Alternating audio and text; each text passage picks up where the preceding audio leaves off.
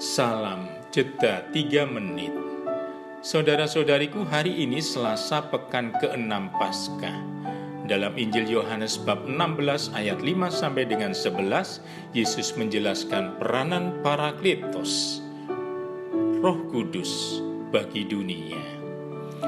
Kepergian Yesus kepada Bapanya, kematiannya, memberi ruang pada kedatangan penghibur, Parakletos, yaitu Roh Kudus, yang akan diutusnya atau yang akan diutus oleh Bapa dalam namanya. Kedatangan Roh Kudus akan menginsyafkan dunia pada 3 hal, yaitu dosa, kebenaran, dan penghakiman.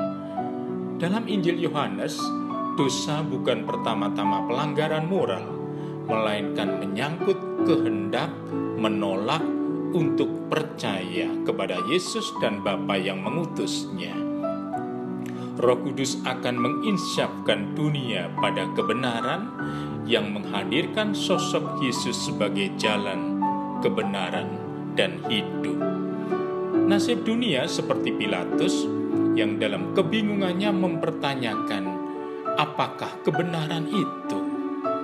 Dengan memilih menjatuhkan vonis mati terhadap Yesus secara tidak adil demi mengambil simpati rakyat, Pilatus menjual kebenaran kepada pilihan politik yang brutal. Hingga zaman sekarang masih banyak Pilatus-Pilatus yang menjual kebenaran hanya demi pilihan politik yang brutal dan dianggap menguntungkan sesaat. Orang-orang seperti itu akan selalu dikejar-kejar tuntutan hati nuraninya, diusik terus-menerus oleh hati nuraninya. Itulah peranan Roh Kudus yang menginsyafkan orang pada penghakiman. Selain menginsyafkan dosa menjual kebenaran beserta sanksinya, Yesus menyebut peranan Roh Kudus sebagai penghibur.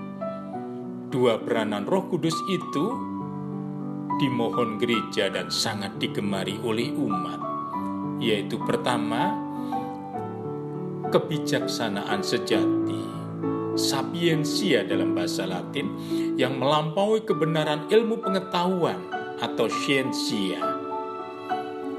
Ini menyangkut kebenaran Allah yang telah dinyatakan dalam Yesus sebagai jalan kebenaran dan hidup, kebenaran wahyu. Kedua, karunia selalu merasa gembira atas penghiburan Roh Kudus sebagai Parakletos.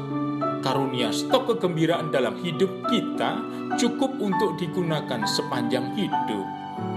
Untuk bergembira kita tidak perlu belajar atau membeli, tinggal bagaimana kita menggunakannya. Jangan sampai kegembiraan itu terampas hanya dengan banyak persoalan sepele dalam keseharian hidup kita. Damai bagimu dan salam jeda 3 menit.